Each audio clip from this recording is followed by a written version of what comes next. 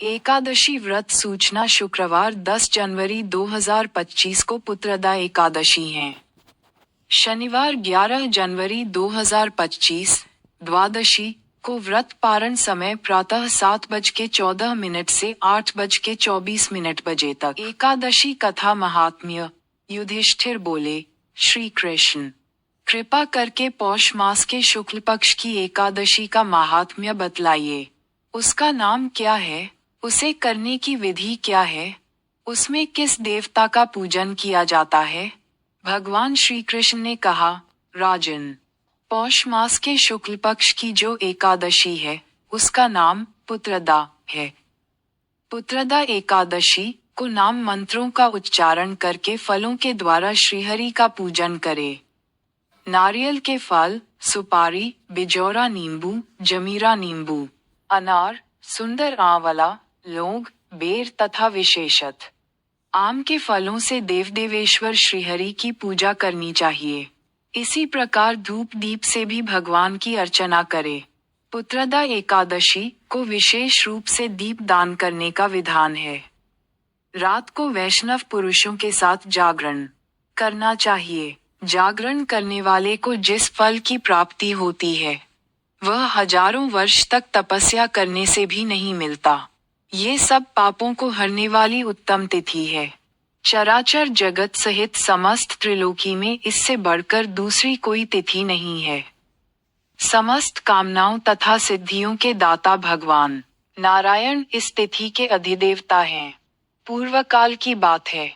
भद्रावतीपुरी में राजा सुकेतुमान राज्य करते थे। उनकी रानी का नाम चंपा था। राजा को बहुत समय तक कोई वंशधर पुत्र नहीं प्राप्त हुआ, इसलिए दोनों पति पत्नी सदा चिंता और शोक में डूबे रहते थे। राजा के पितर उनके दिए हुए जल को शोकोच्छ्वास से गर्म करके पीते थे। राजा के बाद और कोई ऐसा नहीं दिखाई देता जो हम लोगों का तर्पण करेगा, ये सोच सोचकर पितर दुखी रहते थे। एक दिन राजा घोड़े पर सवार हो गहन वन में चले गए। पुरोहित आदि किसी को भी इस बात का पता न था। मृग और पक्षियों से सेवित उस सघन कानन में राजा भ्रमण करने लगे। मार्ग में कहीं सियार की बोली सुनाई पड़ती थी तो कहीं उल्लुओं की। जहां तहां भालू और मृग दृष्टिगोचर हो रहे थे। इस प्रकार घूम घूम कर राजा वन की शोभा देख रहे थे। इतने में दोपहर हो गई। राजा को भूख और प्यास सताने लगी। वे जल की खोज में इधर उधर भटकने लगे। किसी पुण्य के प्रभाव से उन्हें एक उत्तम सरोवर दिखाई दिया, जिसके समीप मुनियों के बहुत से आश्रम थे। शोभाशाली नरेश ने उन आश्रमों की ओर देखा। उस समय शुभ की सूचना देने वाले शकुन होने लगे। राजा का दाहिना नेत्र और दाहिना हाथ फड़कने लगा, जो उत्तम फल की सूचना दे रहा था। सरोवर के तट पर बहुत से मुनि वेद पाठ कर रहे थे। उन्हें देखकर राजा को बड़ा हर्ष हुआ। वे घोड़े से उतरकर मुनियों के सामने खड़े हो गए और पृथक पृथक उन सब की वंदना करने लगे। वे मुनि उत्तम व्रत का पालन करने वाले थे। जब राजा ने हाथ जोड़कर बारंबार दंडवत किया, तब मुनि बोले, राजन, हम लोग तुम पर प्रसन्न हैं।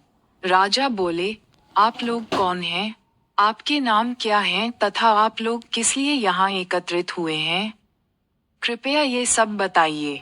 मुनि बोले, राजन, हम लोग विश्वेदेव हैं। यहाँ स्नान के लिए आए हैं। माघ मास निकट आया है। आज से 5वें दिन माघ का स्नान आरंभ हो जाएगा।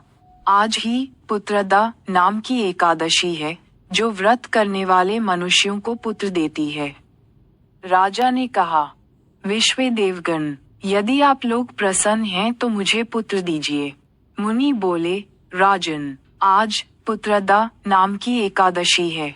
इसका व्रत बहुत विख्यात है। तुम आज इस उत्तम व्रत का पालन करो। महाराज, भगवान केशव के प्रसाद से तुम्हें पुत्र अवश्य प्राप्त होगा। भगवान श्री कृष्ण कहते हैं, युधिष्ठिर। इस प्रकार उन मुनियों के कहने से राजा ने उक्त उत्तम व्रत का पालन किया। महर्षियों के उपदेश के अनुसार विधि पूर्वक पुत्रदा एकादशी का अनुष्ठान किया। फिर द्वादशी को पारण करके मुनियों के चरणों में बारंबार मस्तक झुकाकर राजा अपने घर आए। तदनंतर रानी ने गर्भ धारण किया। प्रसवकाल आने पर पुण्यकर्मा राजा को तेजस्वी पुत्र प्राप्त हुआ, जिसने अपने गुणों से पिता को संतुष्ट कर दिया। वह प्रजा का पालक हुआ। इसलिए राजन, पुत्रदा का उत्तम व्रत अवश्य करना चाहिए। मैंने लोगों के हित के लिए तुम्हारे सामने इसका वर्णन किया है। जो मनुष्य एकाग्रचित होकर पुत्रदा एकादशी का व्रत करते हैं, वे इस लोक में पुत्र पाकर मृत्यु के पश्चात स्वर्गगामी होते हैं। इस महात्म्य को पढ़ने और सुनने से अग्निष्टोम यज्ञ का फल मिलता है।